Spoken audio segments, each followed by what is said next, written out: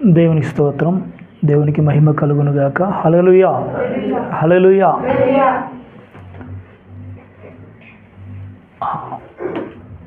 దేవుని దగ్గరకు వచ్చిన వారందరూ కూడా దేవుని సన్నిధిలో మనము ఏమి కావాలని దేవుని వాక్యం సెలవిస్తుందో ఆ విధంగా మనం మారడానికి, మార్పు చెందడానికి దేవుణ్ణి అడగవలసిన పరిస్థితి ఉన్నది.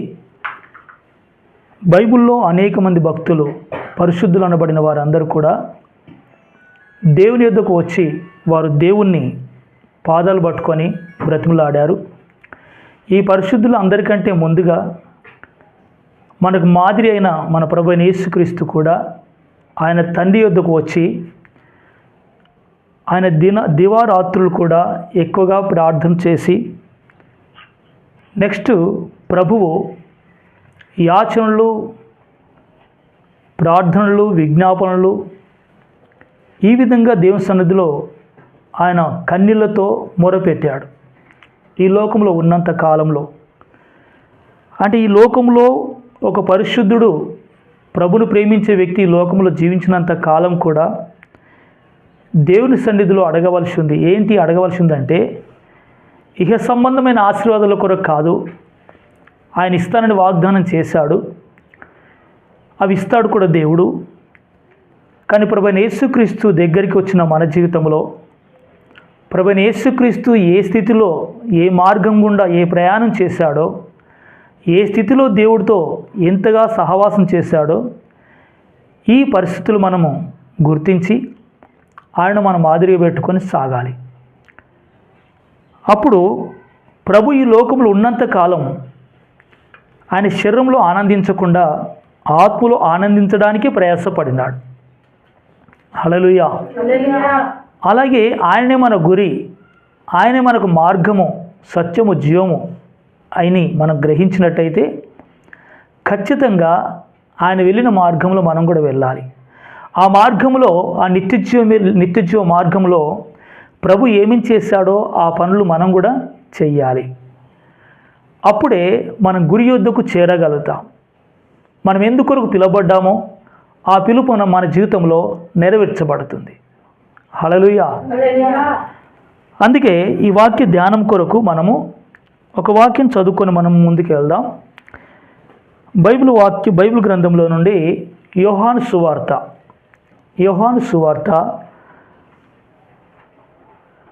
8వ అధ్యాయం, యోహాను సువార్త 8వ అధ్యాయం, అందులో 44వ వచనం చదువుకుందాం. మీరు మీ తండ్రి యొక్క అపవాది సంబంధులు, మీ తండ్రి దురాశలు నెరవేర్చగోరుచున్నారు. ఆది నుండి వాడు నరహంతకుడై ఉండి సత్యమందు నిలిచిన వాడు కాడు. చాలు. ప్రియమైన దేవుని బిడ్డలారా, వాక్యములో దేవుని యొక్క మాటలు ఇలా తెలియపరుస్తున్నాయి. మనం ఇప్పుడు చదివాం. ఏంటని మనం చూసినట్టయితే, మీరు మీ తండ్రి యగు అపవాది సంబంధులు, మీ తండ్రి దురాశలు మీరు నెరవేర్చగోరుచున్నారు అని ఇక్కడ మన వాక్యం చదివాం. అంటే ఈ మాటలు ఎవరు మాట్లాడారు అని చూసినట్టయితే సాక్షాత్తు ప్రభువైన యేసుక్రీస్తు ఈ మాటలు మాట్లాడాడు. ఎవరు మాట్లాడారు? అంటే ప్రభువైన యేసుక్రీస్తు ఈ భూమి మీద ఉన్నప్పుడు అబ్రహాము సంతాన ప్రజలు అంటే ఇశ్రాయేలీయులు, ఆ ప్రజల మధ్యలో ఆయన జన్మించడం జరిగింది, ఆయన పెరగడం జరిగింది. వారి మధ్యలోనే ఆయన వాక్యాలు బోధించాడు. అంటే పరలోక వర్తమానములు ఆ ప్రజల మధ్యలోనే ఆయన ప్రచురం చేశాడు. అనేక అద్భుతాలు చేశాడు, అనేకమైన సూచక్రియలు చేశాడు. ప్రభు ఆశ్చర్యకార్యములు జరిగించాడు. ఆయన 3.5 సంవత్సరాల పరిచర్యలో ఆయన కార్యాలన్నీ చేశాడు. హల్లెలూయా. ఈయన ఎక్కువ ఏ ప్రజల మధ్యలో ఉన్నాడు అని మనం పరీక్షిస్తే కనుక బైబిల్లో ఇశ్రాయేలు ప్రజల మధ్యలో, అంటే యూదులు అనబడిన వారి మధ్యలోనే యేసు ప్రభు పరిచర్య చేశాడు, సేవ చేశాడు. హల్లెలూయా, హల్లెలూయా. వారి మధ్యలో ఉన్న ప్రభువు ఈ మాట మాట్లాడుతుండే వారి మధ్యలోనే ఏమంటున్నాడు తెలుసా? 44 వచ్చిన మళ్ళీ ఒకసారి చదువుకుందాం. మీరు మీ తండ్రి అయిన అపవాది సంబంధులు, మీరు మీ తండ్రి అయిన అపవాది సంబంధులు, మీ తండ్రి దురాశలు నెరవేర్చగోరుచున్నారు. చాలు. ఇక్కడ వీరు ఎవరితో మాట్లాడుతున్నారు? ప్రభు అనే యేసుక్రీస్తు అని చూసినట్టయితే యూదుల మధ్యలోనే ఈ మాట మాట్లాడుతున్నాడు. వారితో మాట్లాడుతున్న ప్రతి మాటల్లో ప్రభు ఆత్మ సంబంధమైన మాటలు మాట్లాడాడు. శరీర సంబంధమైన విషయాలు తీసుకున్న వాటిని ఒక ఉదాహరణగా, ఒక దృష్టాంతాలుగానే మాట్లాడాడు. ఈ మాటలు వాళ్ళతో మాట్లాడుతున్నప్పుడు వారు కలవరానికి గురయ్యారు. ఏంటి అని చూస్తే, మీ తండ్రి అపవాది యొక్క దురాశలు నెరవేర్చుకోవాలని మీరు కోరుచున్నారు అని వారితో అన్నప్పుడు వాళ్ళకి అక్షరార్థంగా అర్థమైంది. ప్రభు ఏమో ఆత్మ సంబంధంగా మాట్లాడుతుంటే వారికి ఏమర్థమైంది? అక్షరార్థంగా అర్థమైంది. అంటే మా తండ్రి అంటే మా పితరుడు ఎవరంటే అబ్రహాము దేవుని తెలుసుకున్నాడు. మా తల్లిదండ్రులు కూడా మేము దేవుని తెలుసుకున్నాం. మేము ఎప్పుడూ ఎవరికి బానిసలుగా ఉండలేదు, ఎవరికి మేము దాసులుగా ఉండలేదు.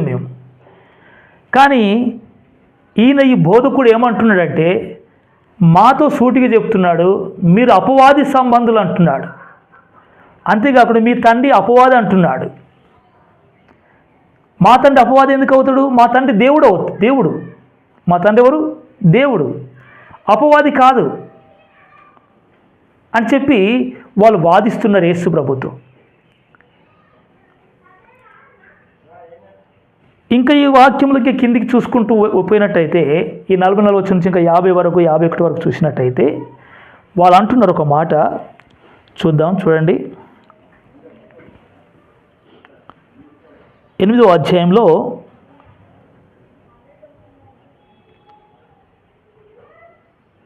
55 వచ్చిన చదవండి. మీరు ఆయనను ఎరుగరు, నేను ఆయనను ఎరుగుదును. ఆయనను ఎరుగనని నేను చెప్పిన యెడల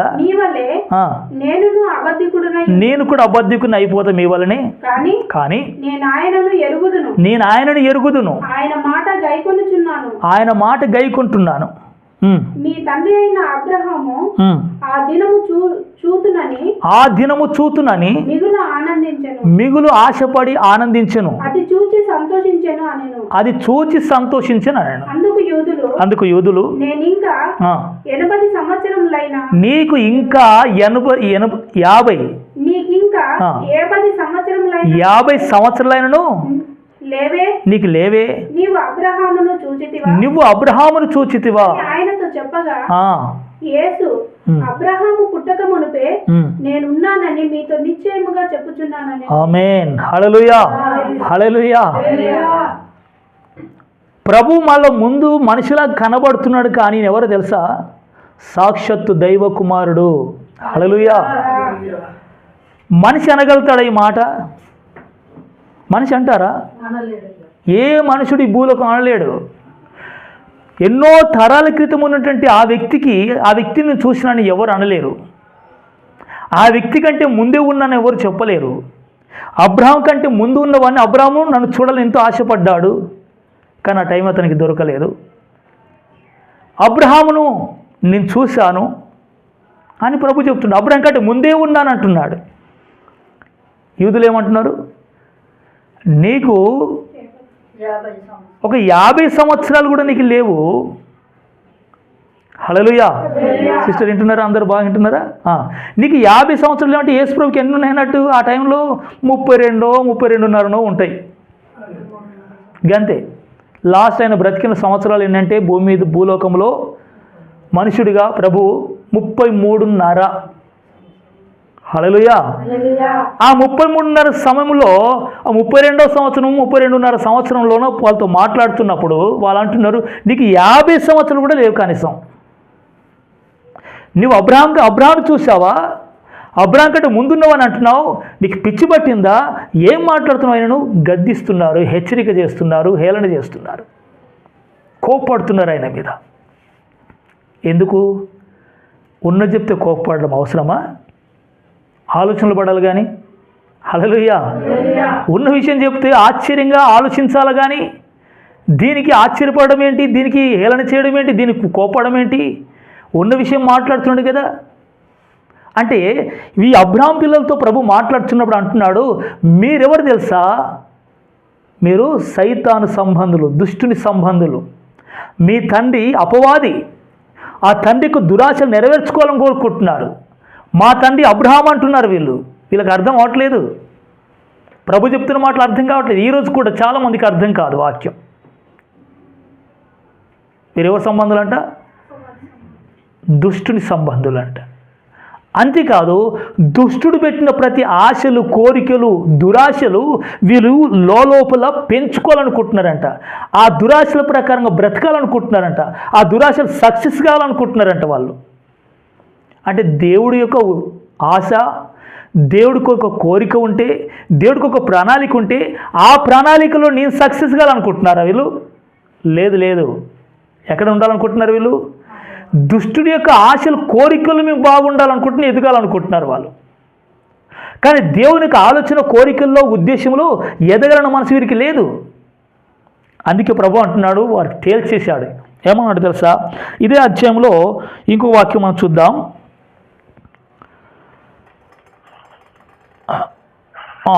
37 వచనం చదువుదాం.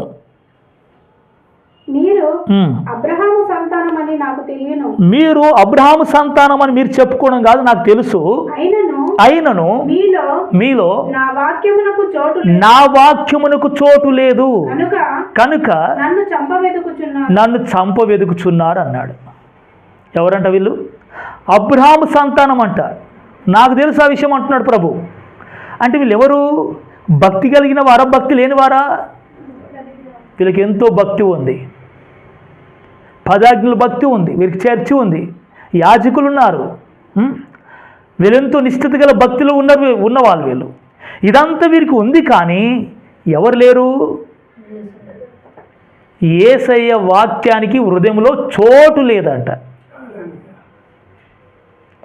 భక్తులే వీళ్ళు. దేవుడు అంటే బాగా ఇష్టపడతారు వీళ్ళు, వాక్యం అంటే బాగా ప్రేమిస్తారు, ఆజ్ఞ అంటే బాగా వింటారు వీళ్ళు, ప్రవక్త అంటే గౌరవిస్తారు వీళ్ళు, యాజకులు అంటే చాలా ప్రేమిస్తారు. కానీ వారు లోపల ఏం లేదు. పైకి భక్తుల్లాగా బాగా ఉన్నారు, కానీ వాళ్ళ హృదయంలో చోటు లేదు.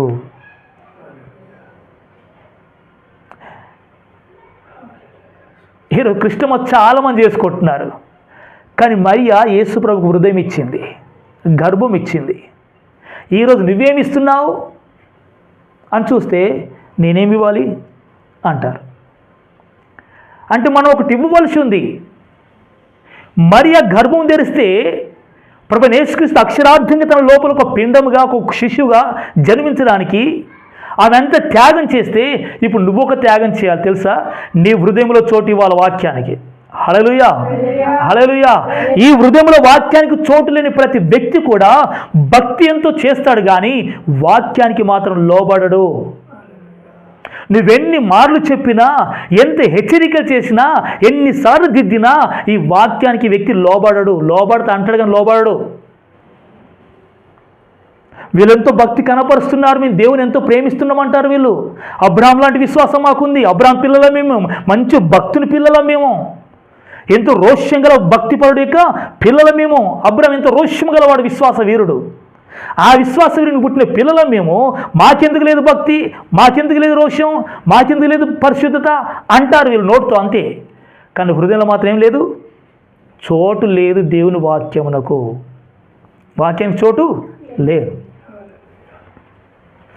వాక్యానికి చోటు లేదంటే వీళ్ళు ఏం చేస్తున్నారు? భక్తి దేవుడికి ఎంతో చేస్తున్నారు, కానీ దేవుని అడగట్లేరు, దేవుని అంగీకరించట్లేదు.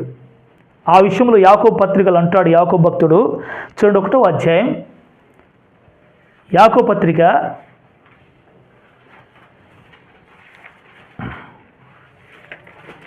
తొందరది ఇవ్వండి.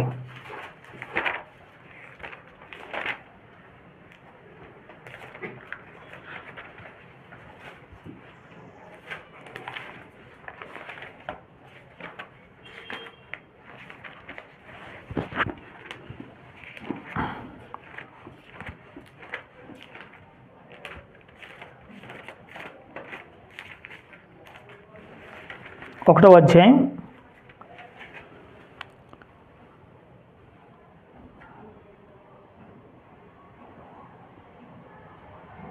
21వ వచనం చదవండి. 21వ వచనం.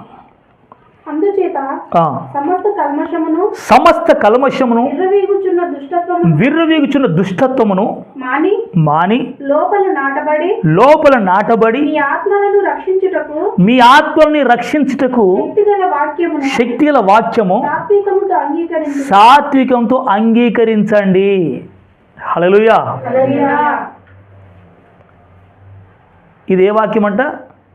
సమస్త కల్మషము, దుష్టత్వము, అపవిత్రత, పాపాన్ని బయటికి తొలగించి శక్తిగల వాక్యం అంటే ఇది. హల్లెలూయా. ఈ శక్తిగల వాక్యానికి ఎక్కడ ఇవ్వాలా? ఇప్పుడు హృదయం ఎక్కడ చోటు ఇవ్వాలి? నీ హృదయంలో అంగీకరించాలంట. ఎలా అంగీకరించాలి? ఏడ్చుకుంటూ, దీనత్వంతో, తగ్గింపుతో, సాత్వికమైన మనసుతో ఈ వాక్యానికి హృదయంలో చోటు ఇవ్వాలంట ఒక వ్యక్తి. హల్లెలూయా. స్పష్టంగా గుర్తించాలి. ఈ వాక్యంకు చోటిచ్చినప్పుడు అప్పుడు వాక్యం హృదయంలో ఉంటుంది. ఇప్పుడు యూదులతో వాక్యం ఈ హృదయంలో లేదు అంటే వీళ్ళు దుష్టత్వం చోటిస్తున్నట్టే కాదా? దురాశలు చోటిచ్చినట్టే కాదా? పాపానికి చోటిస్తున్నట్టే కాదా? ఆశలకు చోటిస్తున్నట్టే కదా? మీ తండ్రి దురాశలు మీరు నెరవేర్చుకుంటున్నారంటే ఈ విషయం వాస్తవమే కదా? అంటే హృదయంలో వాక్యం లేని ప్రతి వ్యక్తి కూడా లోకానికి, పాపానికి, దురాశలకు అతని హృదయంలో చోటుంది. కనుక దురాశలు కలిగిన వ్యక్తితో సాహసం చేస్తాడు. దురాశలు పుట్టించే బోధలు వింటాడు. దురాశలు పుట్టించే పాశంబడి పరిగెత్తా ఉంటాడు. దురాశ పుట్టించే భక్తులతో సాహసం చేస్తారు వీళ్ళు. ఎందుకు? ఆ దుష్టాన్ని తొలగించే వాక్యం లోపల లేదు గనక. మరి ఉన్నదేంటి? వాళ్ళ లోపల భక్తి ఉంది, చర్చి ఉంది, సంఘం ఉంది, సేవకులు ఉన్నారు. కానీ యేసయ్య నా హృదయంలోనికి రండి అని ఒక సాత్వికంతో, దీన మనసుతో ప్రభును బ్రతిములాడి, గోజాడి, మొరపెట్టి ఏడ్చేవారు కాదు వీళ్ళు. ఈ స్థితి లేని భక్తి ఈరోజు ఎంతో పెరుగుతుంది. ఈ పని నువ్వు పెట్టుకోవాలా? ఏం పని పెట్టుకోవాలా? వాక్యం నీ హృదయంలోనికి రావాలని, ప్రభువా నా జీవితంలో నీ చిత్తము జరగాలని, ప్రభువా నీ చిత్తానికి సంపూర్ణంగా అప్పగించుకోవాలని నువ్వు రోజు దేవుణ్ణి అడగాలి. అది నీకు కన్ఫర్మ్ కావాలి, అది నీకు అర్థం కావాలని ఒక వాక్యం వచ్చింది అన్నట్టుగా. హల్లెలూయా. ఆ వాక్యం నీ హృదయంలోనికి వస్తుంటే కొన్ని సూచనలు కనబడతా ఉంటాయి నీ బ్రతుకులో, కొన్ని ఆలోచనలు నీ లోపల వస్తూ ఉంటాయి. అప్పుడు నీకు అర్థం చేపిస్తాడు దేవుడు. హల్లెలూయా.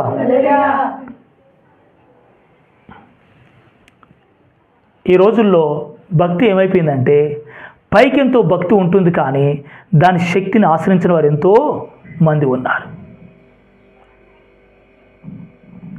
అంటే వాక్యమునకు లోబడే మంచి మనస్సాక్షి ఈరోజు ఎవరికి లేకపోతుంది. అందుకే వారి జీవితంలో అవిధేయత, తిరుగుబాటు, కఠినత్వం, గర్వము, స్వార్థము, అవిధేయత, తిరుగుబాటు. మన ఉదాహరణకు చూసినట్టయితే ఇశ్రాయేలు ప్రజలను ప్రేమించాడు దేవుడు. వారి రక్షణ కొరకు వారిని విడిపిద్దామని, వారి కన్నీరు తుడ్చి వారిని ఒక ఆనందకరమైన దేశంలో తీసుకుపోదామని దేవుడు ప్రణాళిక వేసి ఏం చేశాడు? మోషేతో మాట్లాడాడు. మోషే, నేను అబ్రహాము దేవుడను, ఇస్సాకు దేవుడను, యాకోబు దేవుడను. ఇదిగో నువ్వేం చేయాలి తెలుసా?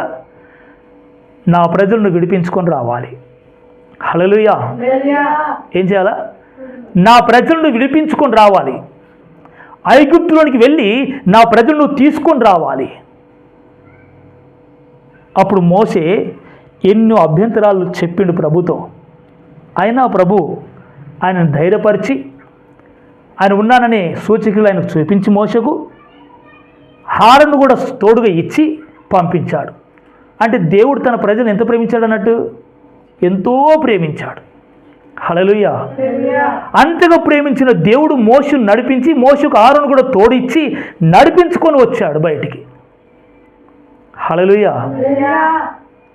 మరి అందులో వచ్చిన వారిలో అందరంటే ఎక్కువ మంది అంటే ఎలా ఉన్నారంట, ఐగుప్తును లోపల వదిలిపెట్టలేరంట.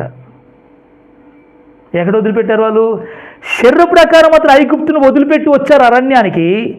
పాలితీల ప్రవహించే దేశంలోనికి రావాలని వారు ఎంత ఆశపడ్డారో అక్కడ వారు దేవుడు నడిపిస్తాడని దేవుడు మోసే దేవుడి విషయం చెప్పేశాడు. దేవుడు నడిపిస్తాడని, ఇస్తుండు అని చెప్పి వాగ్దానం చేశాడని చెప్పాడు. వచ్చారు, పేరు వరకు వచ్చారు వాళ్ళు. తాత్కాలికమైన దుఃఖాన్ని, కష్టాన్ని, వెట్టి పనులను, ఆ ఐగుప్తు యొక్క శ్రమలను, ఇబ్బందులను, ఆ ఫరో పెడుతున్నటువంటి బాధలను తట్టుకోవడానికి కూడా అవి వదిలిపోతాయి మా జీవితంలో అని వచ్చారు వాళ్ళు. కానీ కానాన్ చేరుకోవాలి, పాలు తినపరించే దేశం పోవాలని ఆశతో వచ్చారా? ఇందులో 2 రకాల ప్రజలు ఉన్నారు. ఎన్ని రకాల ప్రజలు? అంటే ప్రభు దగ్గరికి వచ్చే వారిలో 2 రకాలుగా ఉన్నారు ప్రజలు. ఒక రకం చూసుకుంటేనేమో ఇహ సంబంధమైన శ్రమలు, కష్టాలు దూరం అవుతాయి, ప్రభు దగ్గరికి వస్తే ఈ ఆశీర్వాదాలు దేవుడు ఇస్తాడు అనే మనస్తత్వంతో వచ్చేవారు ఉన్నారు దేవుని దగ్గరికి. నెక్స్ట్ ఇంకొక రకం ఎవరు తెలుసా? ఈ లోకంలో నాకు ఏమి దొరికినా దొరకకపోయినా, దేవుడు ఏమి ఇచ్చినా ఇవ్వకపోయినా, నా దేవుడైతే నన్ను ఎప్పుడు మర్చిపోడు అనే ఒక మంచి బలమైన విశ్వాసం కలిగి, నేను చనిపోతే కానాన్లో, పరమ కానాన్ దేశంలో నేను ఉండాలి, అది ఆనందకరమైన దేశంలో, ఆ పరలోకంలో నేను చేరాలన్న అని వచ్చిన వారు ఇది 2వ గుంపు. ఈరోజు సంఘాల్లో, చర్చిలలో ఎక్కువ కనబడే గుంపులు ఎవరు తెలుసా? ఫస్ట్ గుంపే కనబడుతుంది. అంటే ఇక్కడ బాధలు, కష్టాలు, ఇబ్బందులు అన్నీ పోవాలి, ఆశీర్వాదం దొరకాలి, ఇహలోక సంబంధమైన ఆశీర్వాదం దొరకాలి, నేను హాయిగా ఉండాలి, ఇదే చాలు అన్నట్టుగా వచ్చేవారు ఉన్నారు. కానీ ఇంకొక 2వ గుంపు ఉన్నది. వాళ్ళు ఎవరు తెలుసా? ఈ లోకం నాకు ఏమి ఇచ్చినా ఇవ్వకపోయినా దేవుడైతే యథార్థవంతుడు, తండ్రి కంటే తల్లి కంటే ఎంతో ప్రేమ గలవాడు, ఆయన నన్ను ఎప్పుడు మర్చిపోనని వాగ్దానాలు ఇచ్చాడు, వాక్యాలు ఇచ్చాడు. ఇది మాత్రం నేను హృదయంలో విశ్వసిస్తున్నా. నా ప్రభు కొరకు ఈ లోకంలో జీవిస్తాను. నేను నా గురి ఏంటో తెలుసా? నేను పరమ కానానికి వెళ్ళాలి, ఆ పరలోకం నేను చేరుకోవాలి ఒక రోజు చనిపోతే, ఇది నా గురి అని హృదయంలో పెట్టుకొని తలంచుకొని వాళ్ళు భక్తి చేస్తూ ఉండేవారు ఈ 2వ గుంపు. హల్లెలూయా. ఈ 2 గుంపులలో ఏ గుంపుని దేవుడు ఇష్టపడుతున్నాడు అని మనం చూస్తే 2వ గుంపుని ఇష్టపడుతున్నాడు దేవుడు. మొదటి గుంపుని ఇష్టపడట్లేదు దేవుడు. ఆ మొదటి గుంపు ఉంది, 2వ గుంపు ఉంది. ఈ 2 గుంపుల వారు ఎక్కడికి వచ్చారు తెలుసా? అరణ్యంలోనికి వచ్చారు, హోరేబు కొండ దగ్గరికి వచ్చారు. వీళ్ళు కొందరికేమో శరీరంలో విడుదల జరిగింది ఐగుప్తు దేశం నుంచి, ఇంకొందరికేమో శరీరంలో విడుదల జరిగింది, ఆత్మలో కూడా విడుదల జరిగింది. హల్లెలూయా.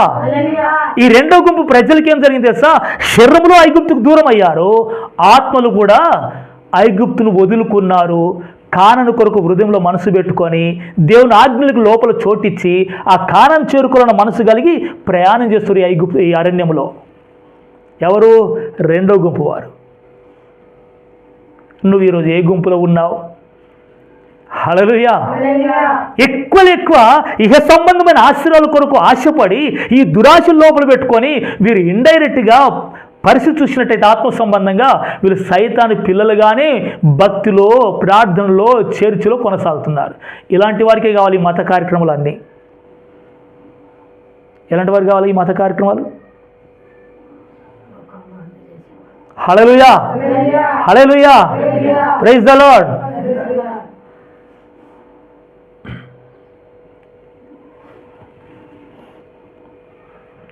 ఈ మత కార్యక్రమాలను చేసుకునేటోళ్లకు వాళ్ళకు పరలోకం వెళ్ళిన వాళ్ళ గురి చాలా తక్కువగా ఉంటుంది అని ఒక సిస్టర్ గారు మాట్లాడింది నాతో.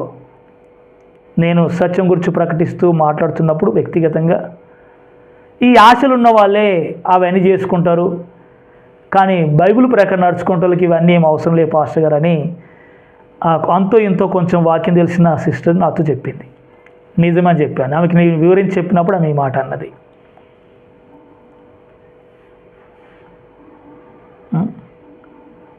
అంటే గురి కలిగిన వ్యక్తికి ఈ మత సంబంధమైన ఈ కార్యక్రమంలో నిమగ్నం కావాలని, అందులో ఆనందించాలని ఉంటుందా? హల్లెలూయా, హల్లెలూయా. అప్పుడు నేను చెప్పాను మతం వేరు సత్యం వేరు అని చెప్పాను నేను. మతమేమో మత భక్తులు చేస్తూ ఉంటారు, క్రైస్తవులు కూడా చేస్తారు ఇది మత కార్యక్రమాలు. వాళ్ళు మతంలో ఉన్నవారు, వాళ్ళు ఆ మతాన్ని పట్టుకుని వెళ్ళిపోతారు. కానీ సత్యం వెంబడించే వాళ్ళు సత్యంతోనే కొనసాగుతూ ఉంటారు. వాళ్ళు ఇహ సంబంధమైన వాటిపైన అంత ఇంట్రెస్ట్ చూపించరు, వాళ్ళు అంతగా పట్టించుకోరు. వీటి కొరకు ఏదో మీరు చేయాలని ప్రయత్నం చేయరు. వీళ్ళు ప్రయాస పడేవారు కాదు. దేని కొరకు ప్రయాసపడేవారు తెలుసా? ఆ కాణంలో చేరాలని, ఆ కాణం మీద దృష్టి కలిగి, దూరదృష్టి కలిగి, వాళ్ళ హృదయంలో దేవునికి చోటిచ్చి, వాక్యములకు చోటిచ్చి, ఇహలోక సంబంధమైన దురాశలను, ఆశలను, కోరికలను, ఈ శరీరసమైన విషయాలను కూడా వదులుకొని వాళ్ళు దేవుని రాజ్యంలోనికి వచ్చిన అనుభవం కలిగి, ఆ దేవుని రాజ్యం అంటే తెలుసా? నీతి, సమాధాన, పరిశుద్ధాత్మలో ఆనందం. ఈ అనుభవంలోనికి వచ్చి వారు పరమకాణంలో చేరాలని వారు గురి కలిగి ప్రయాణం చేస్తున్న వారి నిజ క్రైస్తవుడు. హల్లెలూయా, హల్లెలూయా. ఈరోజు అందరు మైండ్లోకి వచ్చేది ఏం తెలుసా? వాక్యంలో ఉన్నది ఉన్నట్టుగా జీవించాలంటే ఇది చాలామంది జీవించట్లేదు. అందుకే ఇలాంటి వారికి ఏం చేయాలో తెలుసా? ఏం చేయాలంటే ఇలాంటి వారికి మనం చెయ్యాలా? ఇలాంటి వారు కొంచెం సర్దుబాటు చేయాలి అనే ఆలోచనకు వస్తున్నారు ఈరోజు చాలామంది. ఏం చేయాలా? ఇలాంటి వారికి ఏం చేయాలా?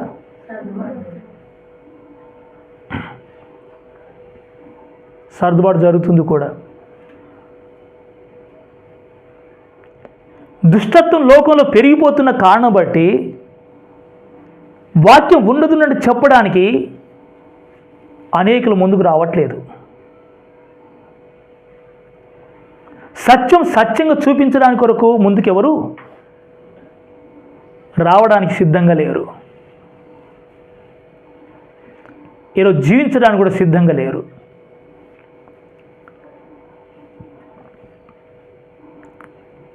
ఇలాంటి స్థితిలో ఎవరు జీవిస్తారు? ప్రభు ప్రణాళిక ప్రకారంగా వారి హృదయంలో దేవుడు వాక్యానికి చోటిచ్చి పరమకాణంలో చేరాలనే హృదయం కలిగి, మనసు కలిగి, ఇలాంటి వారు ఎలా తయారవుతారు అంటే ఈ పరిస్థితిని పూర్తిగా దేవుని చేతిలో పెట్టాలి. హల్లెలూయా.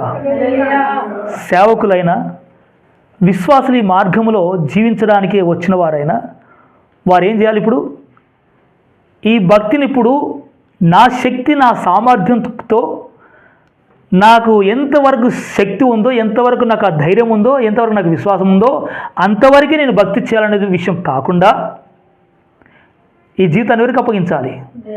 ఈ ప్రయాణం అంతా కూడా దేవుడి చేతులకు అప్పగించాలి. హల్లెలూయా. యోషువ, కాలేబు, హారూను కావచ్చు, మోషే కావచ్చు, వీళ్ళందరూ ఏం చేశారు? ప్రభువా, ఈ ప్రయాణము మాతోని కాదు కానీ నీతో అవుతుంది. Praise the Lord. హల్లెలూయా. ఎందుకంటే ఐగుప్తులో 10 అద్భుతాలు చేసి నువ్వు తీసుకొచ్చావు కదా, ఎర్ర సముద్రాన్ని కూడా నువ్వు పాయలు చేసావు కదా, అంటే ఇదన్నీ అద్భుతాలు చేసినందుకు మా ప్రయాణం కొంచెం ముందుకు నడిచింది, అంతే కదా. ఒకవేళ ఈ అద్భుతాలు చేయకపోతే ఆ ఐగుప్తు నుంచి బయటకు వచ్చేవాళ్ళమా? ఆ కఠినుడైనటువంటి ఫరో రాజు యొక్క చేతి నుంచి బయటకు వచ్చేవాళ్ళమా? కాదు. మా శక్తి, మా సామర్థ్యంతో ఎన్నడూ కూడా మేము వచ్చేవారం కాదు. కానీ ఇలాగ వచ్చామంటే కేవలం నీ అద్భుతం, నీ శక్తి, నీ ఆశ్చర్యకాల సూచికలు నువ్వు చేసావు గనుక మేము రావాల్సి వచ్చింది. నీ కార్యాలు చూసి అతను భయపడ్డాడు కనుక మాకు విడుదల జరిగింది. మమ్మల్ని వదిలిపెట్టాడు ఆ ఫరో. మా శక్తితో, మా జ్ఞానంతో మేము ఒక్కడిగా వేసేదా ఐగుప్తు నుంచి బయటికి? వేయకపోయేది కదా. అట్టయితే ఇక నెక్స్ట్ ముందు ప్రయాణం కూడా ఎవరు చేయాలి? ఇప్పుడు ఎవరు నడిపించాలి ముందు ప్రయాణం? నువ్వే నడిపించాలి. హల్లెలూయా. అనుకున్నది ఎవరు తెలుసా? మోషే అనుకున్నాడు. హల్లెలూయా. అనుకున్నది ఎవరు తెలుసా? యోషువ అనుకున్నాడు, కాలేబు అనుకున్నాడు. మిగతా వాళ్ళు అనుకోలేరు. ఈరోజు అదే తరం ఉంది. ఈరోజు కూడా అలాంటి పరిస్థితి ఉంది. ఈ ప్రయాణం ప్రారంభం మొదలుకొని ముగింపు వరకు ఈయన ఒక కాపరిగా నడిపించే నాయకుడిగా ప్రభు ఉంటేనే ఇది సాధ్యం. ఆ రోజైనా ఈ రోజైనా. ఈరోజు చాలామంది అంటారు అంత నడవట్లేదు, ఈరోజు అంత ఉండే పరిస్థితి లేదు. అందుకే సేవ చేసే మనం కూడా సర్దుబాటు చేయాలి, మౌనంగా ఉండాలి, కొంచెం చూడనట్టుగా ఉండాలంటారు. ఇది ఎవరు పుట్టించిన వాళ్ళకి తెలుసా?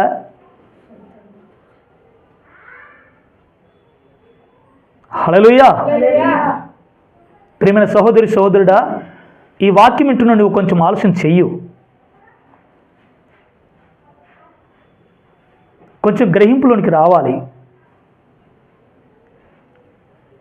స్టార్టింగ్ ఏమో మొత్తం దేవుడు చూసుకోవాలని వచ్చి మధ్యలో ఇప్పుడు మనం చూసుకోవాలనుకోవాలా?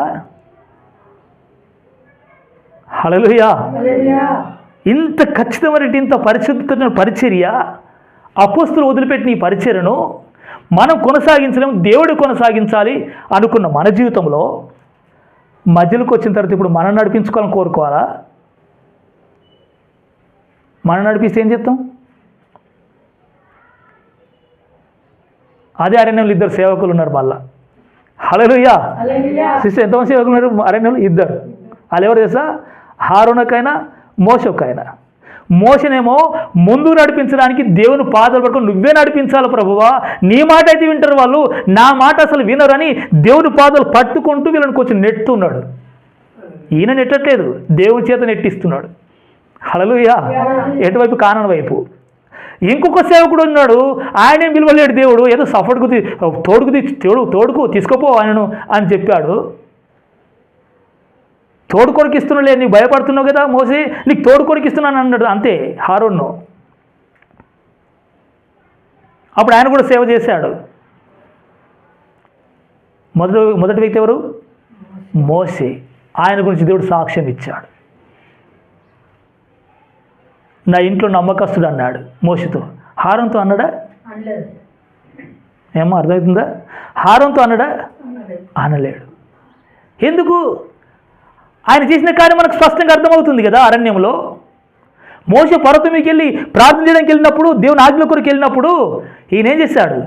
ప్రజలు అన్నారు మోషే ఏమైండో మాకు తెలియదు, ఇప్పటికీ చాలా 30 రోజులు అయిపోయింది, 40 రోజుల దగ్గరికి వస్తున్నది, ఇంకా రావట్లేదు ఆయన, ఎటుపోయిండేమో తెలియదు, సచ్చిండో బ్రతికే మాకు తెలియదు, మీరేం చేయాలి ఇప్పుడు?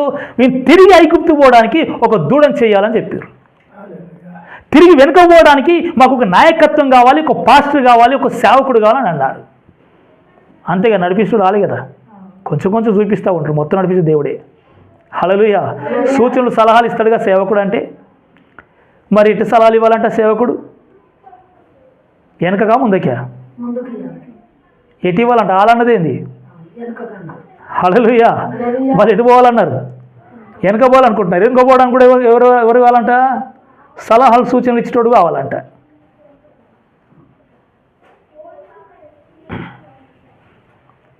అంటే మోషే ముందుకు నడిపించాలని ప్రయాసపడుతూ దేవుని పాదాలు పట్టుకొని దేవుని సహాయం కోరుకుంటుంటే, హారోను ఏ సహాయం దేవుని అడగకుండా ప్రజల మాటని విని ఇప్పుడు వెనక నడిపించాలని కోరుకుంటున్నాడు. ఈయన ఎవరిది కరెక్ట్? హల్లెలూయా. ఏమో కరెక్ట్ అని కూడా చెప్పరా మీరు? ఎందుకు మౌనంగా ఉంటున్నారు? ఏమో నోరు ఇవ్వలే రాజు. హల్లెలూయా. ఎవరు నిజ సేవకుడు? ఎవరు? మోసే. మోసే మనుషుల సలహా తీసుకోడు, మనుషుల కొరకు ఆలోచించేయడం వల్ల ఈ మాట వినడు ఈయన. ఎవరి మాట వింటాడు? దేవా నీ మాట వింటా నేను, నువ్వేమైనా చేస్తావు, నా బుద్ధి అయినా మారుస్తావు, నువ్వు ఇంకొకరి బుద్ధి అయినా మారుస్తావు, నీతో ఏమైనా అవుతుంది ప్రభువా, నాతోనేమీ కాదు. నేను పని చేయడం ప్రారంభిస్తే ఒక్క వ్యక్తిని కూడా నేను ఒక 4 అడుగులు వేయనివ్వను, ఏనియలేను, నేను నాతో కాదా పని, ఒక్క వ్యక్తిని నడిపించలేను ప్రభువా, నేను ఇంత ప్రజలు నడిపించాలంటే అది మీకు సాధ్యం అని మోసే యేసయ్య పాదాలు పట్టుకుంటే, హారోనేమో అదంతా అవసరం లేదు, సరే మీరు చెప్పినట్టు ఇందాం అనేసి దూడం చేసిండు. అంటే దేవుని ఇంట్లో నమ్మకత్వం కోల్పోతున్నారు ఈరోజు చాలామంది. దేవుని బిడ్డలైన వారు, విశ్వాసంలో పడిన వారు, సేవకులను పడిన వారు ఎంతోమంది నమ్మకత్వం కోల్పోవడం చూస్తున్నారు. ఈ పరిస్థితి ఇది మెల్లమెల్లగా స్లో పాయిజన్ లాగా సమర్పించుకున్న సేవకుల్లో కూడా మెల్లమెల్లగా స్టార్ట్ అవుతుంది. దీన్ని ఇప్పుడు ఏం చేయాలి? హల్లెలూయా. ఇందులో యథార్థంగా ఒప్పుకోవాలి. మన విశ్వాసమైన సేవకులమైన యథార్థవంతులైన సేవకుల గురించి విశ్వాసం గురించి చెప్తున్నాను నేను. మత క్రైస్తవుల గురించి నేను చెప్పట్లేదు. మత క్రైస్తవుడు అంటే ఒక సేవకుడి గురించి నేను చెప్పట్లేదు. మతం నుండి భక్తి చేసే ఒక విశ్వాసుల గురించి నేను చెప్పట్లేదు. ఈ ప్రసంగం అంతా కూడా ఎవరికి తెలుసా? సత్యం కొరకు అంతో ఇంతో రోషం కలిగిన వారికి, విశ్వాసులైన వారికి. హల్లెలూయా. సత్య ఉపదేశము, అపోస్తులు ప్రకటించిన ఆ ఉపదేశమును దాని కొరకు జీవించేవారు. హల్లెలూయా. ఆ సమర్పణ కలిగిన వారి గురించి మనం ఒకటే నేర్చుకోవాల్సి ఉంది. ప్రభువా, మీరు నడిపించండి. మీ మాట మీద నిలబడడానికి మేము ఇష్టపడుతున్నాం. దీంట్లో నిలబెట్టేవాడు నువ్వు, నడిపించే దేవుడు నువ్వు. ఈ దురాశలు, ఈ లోకం యొక్క వాతావరణం మాలోని కానీ, ప్రభువా, దేవుని బిడ్డలలోని కానీ, పరిచారకుల్లోని కానీ, విశ్వాసులైనటువంటి దేవుడి బిడ్డలు కానీ ఇది రావద్దని యేసుని అడగడమే మన వంతు తప్ప మనం ఇంకో పని చేయడానికి దేవుడు మనకు అవకాశం ఇవ్వలేడు. హల్లెలూయా. హల్లెలూయా.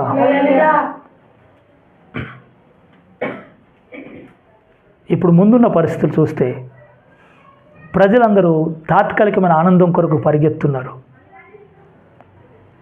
ఆ ఆనందం తాత్కాలికమైంది, కొద్ది రోజులే ఉంటుంది, కొద్ది సమయం ఉంటుంది. నా దేవుడిచ్చేది నాతో ఎప్పటికి ఉండిపోద్దని ఆలోచించేసేవారు లేరు. వాళ్ళ కొరకు మనం ఏదైనా కొంచెం చెయ్యాలి. ఆ కొంచెం అంటే ప్రార్థన, కూడికనే తప్ప అంతకంటే ఎక్కువ చెయ్యొద్దు. చేస్తే గనక ప్రజలకి ఏమైపోద్ది? అలవాటు పడిపోతే వాళ్ళు వెనక రమ్మంటే రాలేరు. ఇక ఏదైనా ముందే. హల్లెలూయా. హల్లెలూయా. హల్లెలూయా. ఈ సత్యమైన వాక్యం దగ్గర నీ సమర్పణ, నీ త్యాగం, నీ విశ్వాసం, నిరీక్షణ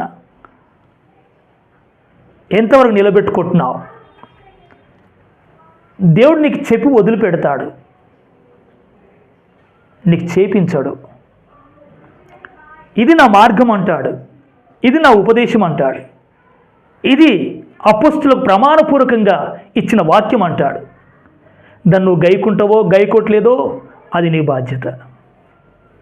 హల్లెలూయా. నేను చాలాసార్లు చెప్తూ ఉంటాను, యవనస్తుల మధ్యలో కానీ వ్యక్తిగతంగా ఎవరితో మాట్లాడుతూ చెప్తూ ఉంటాను. నేను చదువుకుంటున్నాడు ఒక అబ్బాయి, ఫస్ట్ క్లాస్లో నేను పాస్ కావాలనుకున్న వ్యక్తి పాస్ కావచ్చు ఫస్ట్ క్లాస్లో. ఒకవేళ ఆ స్థితి అతనికి కలగకపోతే సెకండ్ క్లాస్లోనే పాస్ అవుతాడు. ఫెయిల్ అయితే కాడు కదా. అర్థమవుతుందా? హల్లెలూయా. ఫెయిల్ అయితే కాడు కదా. అంటే రేంజ్ హైలో పెట్టుకోవాలి. అపోస్తలుడు పౌలు అదే పెట్టుకుంటున్నాడు. బహుమానం పొందినట్టుగా మనం పరిగెత్తాలంటాడు పౌలు గారు. హల్లెలూయా. ర్యాంక్ సాధించాలని వ్యక్తి ర్యాంక్ సాధించవచ్చు. ఒక సాధించకపోతే అది ఫస్ట్ క్లాస్లో హైయెస్ట్ మార్కుల్లో ఉంటాడు, నిలిచిపోతాడు. Praise the Lord. హల్లెలూయా. అతను సెకండ్ క్లాస్లోనే పాస్ కావాలనుకుంటే కనుక ఫెయిల్ అయ్యే అవకాశాలు 99% రావచ్చు. అంటే మనం ఏ రేంజ్లో వెళ్ళాలని చెప్తుంది అపోస్తలుల యొక్క విశ్వాసం? అపోస్తలుల యొక్క విశ్వాసము ఏ రేంజ్లో విశ్వాస పరుగును పరిగెత్తాలని చెప్తుంది అని చూస్తే పౌలు అంటున్నాడు, బహుమానం పొందునట్టుగా పరిగెత్తాలి. హల్లెలూయా. ఈ విశ్వాస ప్రయాణంలో బహుమానం పొందినట్టుగా పరిగెత్తాలి. ఆ బహుమానం పొందినట్టుగా పరిగెత్తే నీకు ఆ బహుమానం ఖచ్చితంగా ఇస్తాడు ఇక్కడ దేవుడు. అక్షరార్థమైన పరుగులు కొంచెం తక్కువ కావచ్చు, ఆ స్టేజీలో పడవచ్చు, రెండు కలుగుతాయి. కానీ ఇక్కడ మాత్రం నువ్వు బహుమానం కొరకు పరిగెత్తినట్టయితే నీకు ఖచ్చితంగా ఆ బహుమానం నిలబడతావు, ఆ పాయింట్ మీదకి వెళ్ళిపోతావు అంతే. Praise the Lord. హల్లెలూయా. ఈ అక్షరార్థమైన పరుగులో తక్కువ ఎక్కువ కావచ్చు, ఈ స్టేజ్లు ఉన్నాయి ఇక్కడ. కానీ ఈ పరుగులు మాత్రం నువ్వు బహుమానం పొందట విశ్వాసంతో పరిగెత్తే ఖచ్చితంగా దేవుడు అక్కడ నిలబెడతాడు. Praise the Lord. హల్లెలూయా. గాలికి పరిగెత్తట్లేదు, గాలి కొట్టినట్టు నేను ప్రయాసపడట్లేదు, నేను గురి చూసిన వాని వాళ్ళు పరిగెత్తున్నా అంటాడు పౌలు గారు. దేవా, అలాంటి కృప నాకు కూడా కావాలని ఆయన పాదాలు పట్టుకుందాం. Praise the Lord. హల్లెలూయా. ఈ స్థితిలో నేను వెళ్ళాలి, కానీ ఏమైనా తక్కువ అంచు నేను వేసుకుంటే గనక ఉన్నది కూడా లేకుంటే వెళ్ళిపోతే అయిపోయే పరిస్థితి. నా విశ్వాసం కూడా ఉంటుందో ఉండదో మరి తెలియదు. అందుకే చాలా హయ్యెస్ట్లో ఆలోచన చెయ్యాలి. హల్లెలూయా. ఇశ్రాయేలు భక్తులది తక్కువ స్టేజ్ ఉంది. ఇశ్రాయేలు కొంచెము భక్తి చేస్తున్నారు. అపోస్తులు అలా చేయలేదు. వాళ్ళు గురి ఎద్దుకే పరిగెత్తారు, మరణమైన జీవమైన. అలాగే మనం కూడా ఈ స్థితిలో మనం గ్రహింపు కలిగి ప్రార్థన చేసుకుందాం. హల్లెలూయా, హల్లెలూయా. మనం గుడ్డిగా ప్రయాణం చేయొద్దు, గుడ్డిగా మన భక్తిని కొనసాగించొద్దు. Praise the Lord. హల్లెలూయా, హల్లెలూయా, హల్లెలూయా, హల్లెలూయా, హల్లెలూయా, హల్లెలూయా, హల్లెలూయా, హల్లెలూయా, హల్లెలూయా, హల్లెలూయా. Praise the Lord. స్తోత్రం, స్తోత్రం, స్తోత్రం. ఈ ఆఖరి దినంలో మోసం పొంచి ఉంది. సైతాన్ అనేకులు మోసం చేయడానికి ఉన్నాడు.